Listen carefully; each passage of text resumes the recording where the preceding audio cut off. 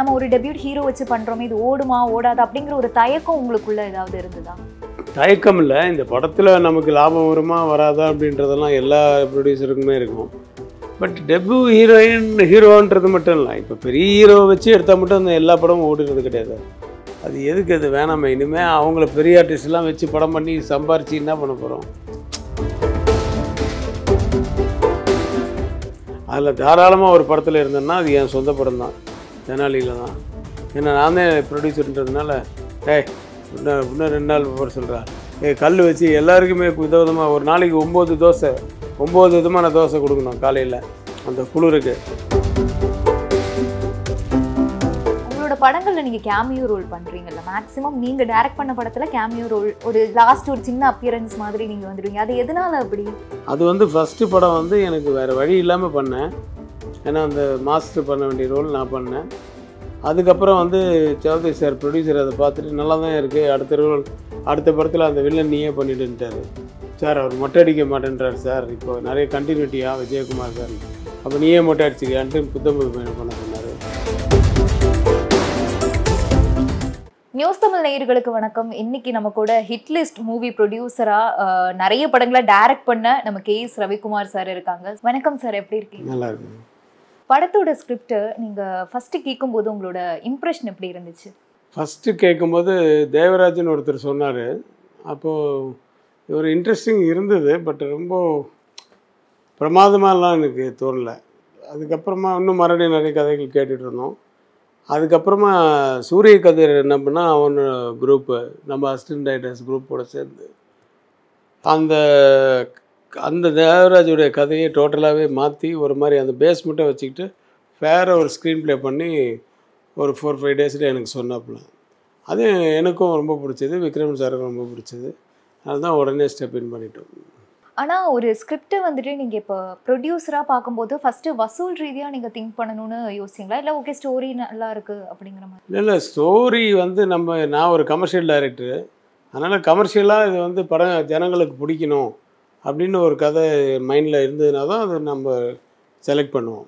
Okay, அப்போ இருக்கக்கூடிய ஆடியன்ஸ்க்கும் இப்போ இருக்கக்கூடிய ஆடியன்ஸ்க்கும் பெருசாக நீங்கள் பார்க்குற ஒரு வித்தியாசம்னா அது என்னவா இருக்குது சார்? அப்போ இருக்கக்கூடிய ஆடியன்ஸுக்கு இப்போ வயசாகிருக்கும், இப்போ இருக்கிற ஆடியன்ஸு அப்போ பிறந்திருக்க மாட்டாங்க. பட் என்றைக்கு இருந்தாலும் டேஸ்ட் வந்து சென்டிமெண்ட் டேஸ்ட்டெல்லாம் ஒன்று தான். பட் இன்றைக்கி ட்ரெண்ட் என்னென்னா, அன்றைக்கி ஹாரர் ஃபிலிம்ஸ் எல்லாம் இப்போ ஓடாது.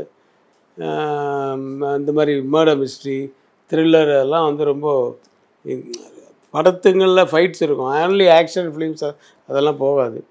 இன்றைக்கி வந்து அது ட்ரெண்டு மாறிடுச்சு யூத்துக்கெல்லாம் வந்து. ஏன்னா யூத்துக்கு தான் தேட்டருக்கு வராங்க, ஏன்னா ஃபேமிலி ஆடியன்ஸ் எல்லாம் வந்து சீரியலு வெப் சீரிஸு இப்படின்னு உட்காந்துடுறாங்க. ஸோ அந்த யூத்துக்கு வந்து படம் பார்க்க வர யூத் ஜனங்களுக்கு அந்த action, love based films plus humour plus இந்த மாதிரி த்ரில்லர்ஸு, ஹாரர் ஃபிலிம்ஸு இதெல்லாம் பிடிக்குது. அந்த காலத்தில் பிடிக்காது. இப்போல்லாம் குழந்தைங்க கூட ஹாரர் ஃபிலிம்ஸை அவ்வளோ ஜாலியாக பார்க்குதுங்க. அது மாறிடுச்சு. ஏன்னா நிறைய அந்த மாதிரி அவங்க வந்து அவங்களுடைய உலகம் வந்து ஃபோனில் அவ்வளோ கேம்ஸ் இருக்குது, அவ்வளோ த்ரில்லிங் கேம்ஸ் எல்லாம் இருக்குது. இப்போ அட்ரா குத்துறான்னு சின்ன சின்ன பசங்கள்லாம் கூட சொல்லிகிட்டு இருக்காங்க. அப்புறம் வந்து இப்போ வெளியில் போனாங்கன்னா அந்த ரோலர் கோஸ்டர் மாதிரி அந்த நிறைய த்ரில்லிங் மேட்டர்லாம் அவங்களுக்கு ரொம்ப பிடிக்குது. அதனால தான் இப்போ இந்த மாதிரி படங்கள்லாம் பிடிக்குது அவங்களுக்கு நினைக்கிறேன். ஓகே, இப்போ ஹிட்லிஸ்ட் படத்தை இப்போ நீங்கள் ப்ரொடியூஸ் பண்ணியிருக்கீங்க. ஆனால் சரத்குமார் சாரும் நீங்களும் சேர்ந்து நிறைய ஹிட்லிஸ்ட் 90s டைம்லலாம் கொடுத்துருக்கீங்க. அப்போது உங்களோட அந்த ஒரு வைப் எப்படி இருந்துச்சு, அந்த மெமரிஸ் பற்றி கொஞ்சம் சொல்லுங்கள் சார். என்ன, நாங்களாம் படம் பண்ணிக்கிட்டே இருப்போம். அவர் ஒரு சைடில் பண்ணிகிட்டு இருப்பார், நாங்கள் 2 பேரும் சேர்ந்து ஒரு பண்ணுவோம், நான் இன்னொரு சைடில் வேறு படம் பண்ணிகிட்டு இருப்பேன். இந்த மாதிரி படங்கள் கண்டினியூஸாக பண்ணிகிட்டே இருந்தோம். நிறைய வந்து அதை பற்றி அனலைஸ் பண்ணுறதுக்கோ, அது ஓடிச்சுன்னா அதை என்ஜாய் பண்ணுறதுக்கோ, அது ஓடலைன்னா அதுக்காக வந்து வருத்தப்பட்டு உட்காந்து அழுகுறதுக்கோ டைமே இல்லை. அந்த மாதிரி வருஷத்துக்கு 3 படம், சில வருஷம் 1 வருஷம் 2 வருஷம் 4 படம் பண்ணி. இது ஆக்சுவலாக 2000 வந்து ஜனவரி 1 வந்து ஸ்நேகம் கோசம் ரிலீஸ், மெகாஸ் அங்கே வந்து அங்கே தெலுங்கில் சூப்பர் ஸ்டார் நட்புக்காக படம். ஏப்ரல் 10 படையப்பா ரிலீஸு, 100வது நாள். இது 2 தெலுங்கில் வந்து ஏஎம் ரத்தன் தான் ப்ரொடியூசரு, இதுவும் தெலுங்கு ரைட்ஸ் அவருக்கு தான் கொடுத்தோம். ஸோ ரெண்டுமே ரிலீஸ் ஒரே பேப்பரில் வந்தது. அது ரெண்டுத்துலேயுமே கேஎஸ் ரவிக்குமார். இன்றைக்கி நினச்சி பார்க்குறேன் இது எப்படி பண்ணோம் அப்போன்ட்டு. 3வது மாதத்தில் 100th டேயில் வந்து இன்னொரு படம் ரிலீஸு. ரெண்டுமே சூப்பர் ஸ்டார்ஸ். அங்கே சிரஞ்சீவி சார், இங்கே ரஜினி சார். அதெல்லாம் வந்து அந்த காலத்தில் வந்து ஒர்க்கு அதுலேயே தான் இருந்தோம். எப்போ பார்த்தாலும் அதுக்கெல்லாம் டைமே இல்லை. தோல்வி வந்தாலும் அது நினச்சி பார்க்குறதுக்கு அது நைட்டில் தூங்கும்போது கொஞ்சம் கஷ்டமாக இருக்கும். அதுக்கப்புறம் 2-3 நாளில் மறந்துடும். அடுத்த வேலையிலே பிஸியாக இருப்போம். அப்படி தான் இருந்தோம் அன்றைக்கெல்லாம். என்னை விட சரத் சார் வந்து இன்னும் பயங்கர ஹார்ட் ஒர்க்கர். அவர் டே அண்ட் நைட்டு ஒர்க் பண்ணுவார், தூங்கவே மாட்டார், டே அண்ட் நைட் ஒர்க் பண்ணுவார். அதெல்லாம் மறக்கவே முடியாது. அவரை பார்த்து நீங்கள் அட்மையர் பண்ண ஒரு விஷயம்னா அதுதான் ஹார்ட் ஒர்க்கு. சேரன் பாண்டின்னு ஒரு படத்தில் வந்து ஊட்டியில் ஒரு டே, ஊட்டினா 7 o'clock ஃபர்ஸ்ட் ஷாட்டு, 6 o'clock முடியும். அங்கே வந்து வண்டி அவரே ஓட்டிகிட்டு வருவார். கோயம்புத்தூருக்கு வந்து, கோயம்புத்தூர் வந்து செம்மேடு 1 hour வந்து இங்கே வந்து சேர்றதுக்கு நைட்டு 10-11 மணி ஆகிடும். அப்புறம் மேக்கப் போட்டு இங்கே நடித்து முடிச்சு நான் 2-3 மணிக்கு விட்டேன்னா மறுபடியும் ட்ராவல் பண்ணி அங்கே போய்ட்டு அங்கே மறுபடியும் 6 o'clock நடிப்பார். இந்த மாதிரிலாம் ஒரு வாரம் அப்படி தான் நடித்தார் சேரன் பாண்டி. அதனால தான் அவருக்கு என்ன நடித்தாருன்னு அவருக்கே தெரியல.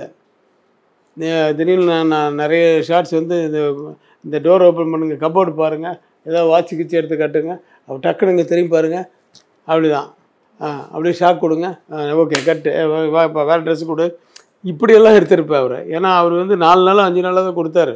அதுக்குள்ளே அந்த படத்தில் அந்த கேரக்டரே முடிச்சிட்டேன் நான் ஃபுல்லாக. சாங்கில் வருவார், ஃபைட்ஸில் வருவார் எல்லாம். ஸோ அவர் அந்த படம் பார்த்துட்டு அவர் அப்படியே அழுதுகிட்டே இருந்தார். ஏன்னா அவர் அழுகிறது வந்து காரணம், நம்மளாம் இந்த படம் பண்ணோம், நம்ம வந்து சும்மா, ஏன்னா அப்போல்லாம் வில்லனாக பண்ணிகிட்டு இருந்தவர், ஒரு சின்ன கேரக்டர் தானே பண்ணுறோன்னு நினச்சோம், நம்மளை ஹீரோ ஆக்கிட்டாங்களே இந்த படத்தில் அப்படின்ற ஆனந்தத்தில் அவ்வளோ அழுதார். உங்களுக்குள்ள நல்ல ஒரு நட்பு இருக்குது இப்போ சரத்குமார் சாருக்கும் உங்களுக்கும். எப்போமாவது ஈகோ கிளாஷ் ஏதாவது ஆகியிருக்கும்? ஈகோ இல்லாமல் இருந்தால் தான் நம்ம வந்து வாழ்க்கையில் முன்னுக்கே வர முடியும். நான் இவ்வளோ ஆர்டிஸ்ட்டை வச்சு படம் பண்ணியிருக்கேன், இத்தனை ஆர்டிஸ்ட்டு இன்னி வரைக்கும் டச்சில் இருக்கேன், இன்னி வரைக்கும் அவங்க என்னோட பேசுகிறாங்க பழகுறாங்கன்னா காரணம் என்கிட்ட ஈகோ இல்லை. அப்போ தான் இவ்வளோ ஆர்டிஸ்ட்டை வச்சு இப்போ ஒர்க் பண்ண முடியும். நான் ஒர்க் பண்ண ஆர்டிஸ்ட்டே மறுபடியும் ரஜினி சார் 5 படம், கமல் சார் 5 படம், இல்லை பிரபு அன்றைக்கி 2 படம், சரத்குமார் 10 படம், இப்படி எல்லா ஆர்டிஸ்ட்டும் ரிப்பீட்டடு, அஜித் 2 படம், இப்படி ரிப்பீட்டடாக வர்றாங்க. அப்படின்னும் போது நம்ம வந்து எப்படி நடந்துக்கிறோமோ அதை பொறுத்து தான். இல்லைன்னா வரமாட்டாங்க. படம் மட்டும் ஹிட்டானா எல்லாம் வந்துட மாட்டாங்க. நமக்கு ஈகோ காம்ப்ளெக்ஸ் இல்லைன்னா தான் நம்மளால் வந்து ஒருத்தரை ஷேப்பப் பண்ண முடியும். ஓகே, இப்போ ஹிட்லிஸ்ட் படம் ஒரு த்ரில்லராக இருக்குது. நீங்கள் வந்துட்டு பார்த்து அட்மையர் பண்ண ஒரு த்ரில்லர் மூவினா எது சார் சொல்லுவீங்க? உங்களுக்கு பிடிச்ச த்ரில்லர் மூவி எதுவாக இருக்குது? எனக்கு பிடிச்சதுன்னு நான் வந்து அதர் லாங்குவேஜஸ் படமெல்லாம் பார்க்க மாட்டேன். பட் நான் பண்ணதுலேயே எனக்கு பிடிச்ச, இப்போ நிறைய பேருக்கு பிடிச்ச படம் புரியாத புதிர். இது புரியாத புதிர் ஸ்டைல் ஆஃப் ஃபிலிம் தான். இன்னி வரைக்கும் சொல்லுவாங்க, புரியாத புதிர் மாதிரி நீங்கள் ஒரு படம் பண்ணக்கூடாது அப்படின்னுவாங்க. இன்றைக்கி தான் அந்த ட்ரெண்ட் வந்திருக்கு இங்கே எல்லாருக்கும். அன்றைக்கி இருந்தது, பட் எல்லாராலையும் மதிக்கப்படலை. இன்றைக்கி எல்லாராலையும் கொண்டாடப்படுது. படத்தில் ஜிவிஎம் சாருமே பண்ணியிருக்காங்க. அவர் ஒரு டேரக்டராகவும் பண்ணுறாரு, ஆக்டராகவும் பண்ணுறாங்க. அவரை நீங்கள் டேரக்டராக எப்படி பார்க்குறீங்க, ஒரு ஆக்டராக எப்படி பார்க்குறீங்க சார்? நான் டேரக்டராக அவர் படத்தில் விண்ணை தாண்டி வருவேன் நான் நடித்தேன். நான் டைரக்டராகவே நடித்தேன். அதில் ஒரு டைரக்டராக பார்த்தேன். அது வந்து is a very soft man. அவர் என்ன வேணுமோ அதை சொல்லிவிட்டு நம்மளை டிஸ்டர்ப் பண்ணாமல் போயிடுவார். You can add anything if you want, you can remove anything if you want அப்படின்ற மாதிரி சொல்லிட்டு போயிடுவார். உங்களுக்குள்ளே ஒரு இது வச்சுக்கோங்க, அப்போ தான் ஒரு உங்களுக்குள்ளே ஒரு கோஆப்ரேஷன் அண்ட் கெமிஸ்ட்ரி இருந்தால் தான் சீன் நல்லா வரும் அப்படின்ற மாதிரி சொல்லிட்டு போயிடுவார். கோ ஆர்டிஸ்ட்டுக்கிட்டேயும் என்கிட்டேயும் அந்த விதத்தில் வந்து ஃப்ரீடம் கொடுக்கக்கூடிய ஒரு டைரக்டர். ஆஸ் அன் ஆர்டிஸ்ட் வந்து ஆஸ் அ ப்ரொடியூசர் வந்து நான் வந்து அவர்கிட்ட என் அசிஸ்டன்ஸ் தான், இந்த படத்தினுடைய டைரக்டர்ஸ் தான் பேசினாங்க. செக்கை கொடுக்க சொன்னாங்க, செக்கை கொடுத்தேன், அவ்வளோதான். நான் ஸ்பாட்டுக்கு போய் ஒரு நாள் அவருக்கு ஹாய் எப்படி இருக்கீங்க ரெண்டு என்ன கர்டசி சேக் அவர் இன்னும் விஷ் பண்ணிட்டு வந்தேன், அவ்வளோதான், ஆல் தி பெஸ்ட் அப்படின்ட்டு. மற்றபடி அவர் நான் வச்சு டைரக்ட் பண்ணல. இன்னும் என் அசிஸ்டன்ஸ் தான் பண்ணாங்க. ரொம்ப வெரி கோஆப்ரேட்டிவ் அப்படின்னு சொல்லி சொன்னாங்க. அது நான் பார்த்தேன் ஸ்க்ரீன்லேயும். அந்த கோஆப்ரேஷன் இல்லைன்னா அப்படி வராது அந்த சீன்லாம். இப்போ ஒர்க்குன்னே தான் இருக்கீங்க, சினிமாவில் பெரிய ஜாம்பவானா இருக்கீங்க. உங்களோட பர்சனல் ஸ்பேஸ் அஃபெக்ட் ஆகுதுன்னு எப்போமாவது ஃபீல் பண்ணியிருக்கீங்க? அதான் ஒரு அந்த காலத்தில் அஃபெக்ட் ஆகிடுச்சு, அது முடிஞ்சிடுச்சு. குழந்தைங்கள்லாம் திடீர்னு பெருசாக வளர்ந்து நின்றுடுச்சு. இப்போ வந்து அவ்வளோ பிஸியெல்லாம் கிடையாது. பட் இப்போ இந்த பீரியட் வந்து என்ன இப்போ 31st ரிலீஸ் அப்படிங்கிறதுனால கொஞ்சம் பிஸியாக இருக்கேன், அவ்வளோதான். மற்றபடி இப்போ நடிப்பு தான் எனக்கு அந்த ப்ரொஃபஷன் ஆயிடுச்சு, மெயின் ப்ரொஃபஷனாக. டைரக்ஷனும் இருக்குது, அது வந்து கன்னட படத்தில் பேசிகிட்டு இருக்கோம். டிஸ்கஷன் முடிஞ்சிச்சு, அது டேட்ஸுக்காக வெயிட்டிங். அது வந்து சிவராஜ்குமார் அண்ட் கணேஷ் பண்ணுற மாதிரி, 2 பேரும் சேர்ந்து பண்ணுற மாதிரி ஒரு படம். இப்போ நிறைய டாப் ஹீரோஸ் இருக்காங்க, நிறைய டேரக்டர்ஸ் இருக்காங்க. பட் ஒரு டெபியூட் ஹீரோ வச்சு நீங்கள் பண்ணணும்னு டிசைட் பண்ணியிருக்கீங்க. அது அந்த நம்ம ஒரு டெபியூட் ஹீரோ வச்சு பண்ணுறோமே, இது ஓடுமா ஓடாதா அப்படிங்கிற ஒரு தயக்கம் உங்களுக்குள்ள ஏதாவது இருந்ததா? தயக்கம் இல்லை, இந்த படத்தில் நமக்கு லாபம் வருமா வராதா அப்படின்றதெல்லாம் எல்லா ப்ரொடியூசருக்குமே இருக்கும். பட் டெபியூ ஹீரோன்றது மட்டும் இல்லை, இப்போ பெரிய ஹீரோவை வச்சு எடுத்தால் மட்டும் அந்த எல்லா படமும் ஓடுறது கிடையாது. ஒரு சில படங்கள் தான் ஓடுற படங்கள் தான் பெரிய படங்கள். அது சின்ன படமாக இருந்தால் பெரிய ஆர்டிஸ்ட்டாக, சின்ன ஆர்டிஸ்ட் இருந்தாலும் ஓடுற படம் தான் பெரிய படம்.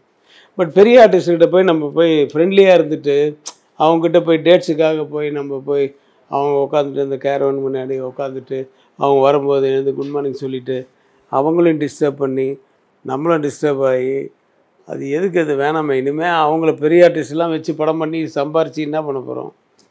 அதனால் வந்து பெரிய ஆர்டிஸ்ட்டு நான் போகிறதில்ல. அஃப்கோர்ஸ் போய் கேட்டாங்கன்னா கொடுப்பாங்க எல்லோரும். பட்டு எனக்கு அது அவ்வளோ தோன்றதில்லை. அது இப்போ நியூ ஃபேஸ் ஹீரோஸ் அப்படின்னா நம்ம இஷ்டத்துக்கு நம்ம கேட்கலாம். அதே மாதிரி கதைகளும் வந்து ஒரு ஹீரோவுக்காக மாற்றாமல் கதைக்கான ஒரு ஹீரோவை தேடலாம். அந்த மாதிரிலாம் நிறைய நன்மைகள் இருக்குது. ப்ரொடக்ஷனுக்குள்ளன்னு வந்ததுக்கப்புறம் நீங்கள் லேர்ன் பண்ண ஒரு விஷயம், அதாவது டைரக்ஷனில் இருந்தபோது நிறைய விஷயங்கள் பார்த்துருப்பீங்க. ஆனால் அதே ப்ரொடியூசராக நீங்கள் வரும்போது இன்னும் ஒரு சில விஷயங்கள் புதுசாக லேர்ன் பண்ணுற மாதிரி ஏதாவது இருந்ததா? அப்படி எந்த ஒரு நான் தெனாலியை நான் சொந்த படம் தானே எனக்கு. தெனாலி பண்ணும்போதே நான் வந்து பிஸியாக இருக்கும்போதே தெனாலின் படம் ப்ரொடியூஸ் பண்ணி டைரக்ட் பண்ணேன். என் ஒய்ஃப் பேரில் தான் ஆரம்பித்தேன், ஆர்கே செல்லுலாய்ட்ஸ்ன்னு. அப்போவே வந்து அது ப்ரொடியூசர்னா எக்ஸ்ட்ரா என்ன, ஃபைனான்ஸ் தான். ஃபைனான்ஸ் வாங்குறது, பணத்தை வாங்கிறது, பணத்தை எப்படி திருப்பி வாங்கிறது, அந்த தாட்ஸு. அப்புறம் பப்ளிசிட்டி, இதில் எப்படி இருந்தாலும் டைரக்டர் பப்ளிசிட்டியில் இன்வால்வ் ஆக போகிறோம். ப்ரொடியூசராக இருக்கும்போது வந்து இந்த ஏரியா விற்கிறது, அந்த ஏரியா விற்கிறது, நம்மளை வந்து கேட்டுகிட்டே இருப்பாங்க. சார் இது கொடுத்துடலாம், அது கொடுத்துடலாம் அப்படின்வாங்க. அவசரப்பட்டு கொடுத்தா பின்னாடி நமக்கு லாஸ் வர்றதுக்கும் சான்ஸ் இருக்குது அப்படின்னா கொடுக்க வேணான்னுவேன். ஸோ இந்த மாதிரி நிறைய அந்த ஃபைனான்சியல் சைடு தான் ப்ரொடியூசராக இருக்குது. ஆனால் அது வந்து பணத்தை பெரட்டுறதுன்றது ஒரு ப்ரொடியூசருக்கு வந்து, ஏன்னா வட்டி கொடுக்கணும்ல, சினிமா வட்டியெல்லாம் ஜாஸ்தி ஆகுது. ஆக்சுவலாக வட்டிக்கு வாங்கி பணத்தை கொடுத்து அந்த வட்டி திருப்பி கொடுத்து பப்ளிசிட்டி பண்ணி பிரிண்ட்டு கொடுத்து எல்லாமே கொடுத்தா தான் அந்த படத்தை ரிலீஸ் பண்ண முடியும். ஸோ அதனால் அந்த ஃபைனான்ஸ் சைடு ஒன்று தான் difference between the director and the producer. As a director நான் வந்து செலவுகள் எல்லாம் பண்ணுறது வந்து நான் என்ன கண்ட்ரோல் பண்ண முடியுமோ அதை கண்ட்ரோல் பண்ணிப்பேன். நானே ப்ரொடியூசராக இருந்தால் எப்படி பண்ணுவேனோ அந்த மாதிரி தான் பண்ணுவேன் எல்லா படத்துக்கும். அதில் தாராளமாக ஒரு படத்தில் இருந்தேன்னா அது என் சொந்த படம் தான், தெனாலியில் தான். ஏன்னா நான் தான் ப்ரொடியூசர்ன்றதுனால, இன்னும் 2 நாள் போட சொல்கிறா, கல் வச்சு எல்லாருக்குமே விதவிதமாக ஒரு நாளைக்கு 9 தோசை, 9 விதமான தோசை கொடுக்கணும் காலையில். அந்த குளிருக்கு சுட சுட கொடுக்கணும், லைட் மேன்லேருந்து எல்லாருக்கும் அப்படின்ட்டு. அப்போ அங்கே ஆரம்பித்து ஊட்டியில் கொடைக்கானல்லாம் அது மாதிரிலாம் பண்ணி, அது இங்கேயே அப்புறமா நிறைய ஆரம்பித்து யூனியன்லலாம் அது போய் பிரச்சனையாகி, அவர் மட்டும் அப்படி கொடுக்குறாருன்னு எல்லோரும் அப்படி கேட்குறாங்க சார் அப்படின்னு. கேட்டால் கொடுங்களேண்ணா, என்ன இது சாப்பிட்ற ஐட்டம் தானே அப்படின்னு. ஸோ அதெல்லாம் வந்து ஆஸ் எ ப்ரொடியூசராக இருக்கும்போது we can take any decisions. As a டைரக்டராக இருக்கும்போது அந்த ப்ரொடியூசரை மைண்டில் வச்சு தான் டெசிஷன் எடுக்கணும்.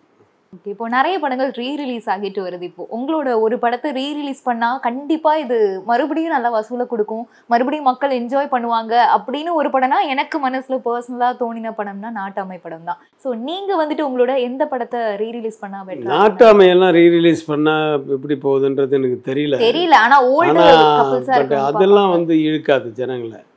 யூத்துக்கு ஏற்ற மாதிரி படம் இருக்கணும். படையப்பா ஓகே, அஃப்கோர்ஸ் கண்டிப்பாக படையப்பா வந்து தேட்டருக்கு ஆள் இருக்கும்.